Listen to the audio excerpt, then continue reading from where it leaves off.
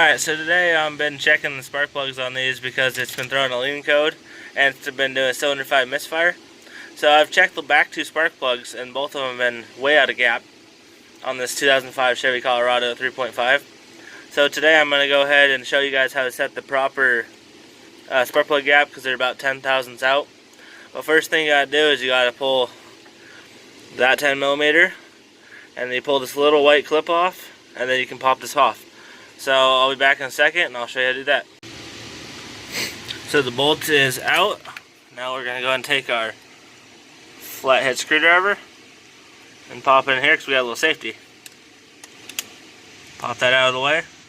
Set it down. Now you pinch and wiggle. Now you take your safety. Flip that back on. And you grab this and pull her up. Now you take your spark plug socket and extension, place them down in here,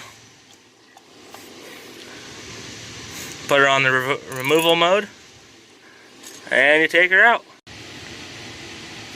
Alright, so now this is loose and pulled out, and we look at her. Oh, focus, you stupid pain in the ass. So right there, the gap actually looks pretty normal on this one.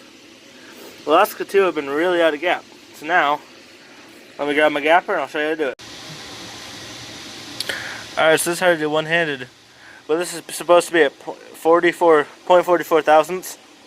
And if you look, it's at like 30 some odd.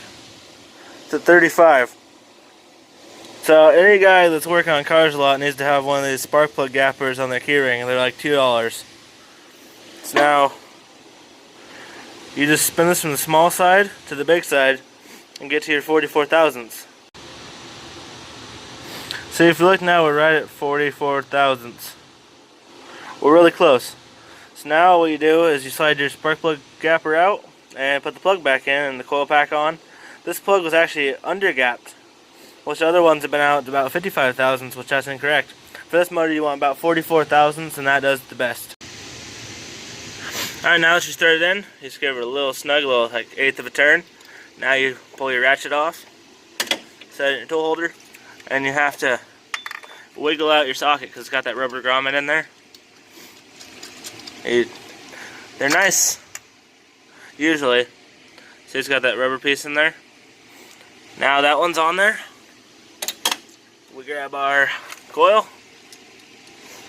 turn it around, pull the wires out of the way, set her down, thread this 10mm in, clip on. Now we grab our ratchet with a 10mm socket on it, flip it to the install mode.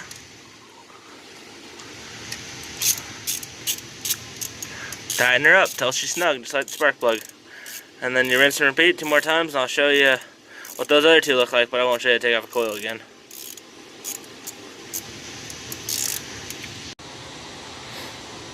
This one, cylinder number 2, is like 53 or 54 thousandths. So I'm going to see how to push it down a little bit and work it back down to the correct gap. Alright, now we're right in the area where we need to be. What I did is I took the spark plug and took it and laid it down like this and gave it a couple good pushes. Just a little bit. You gotta wash it because you don't want to close this off completely because that'll ruin the plug. But we're now in our correct gap. Alright guys, so I got the cylinder number 1 done.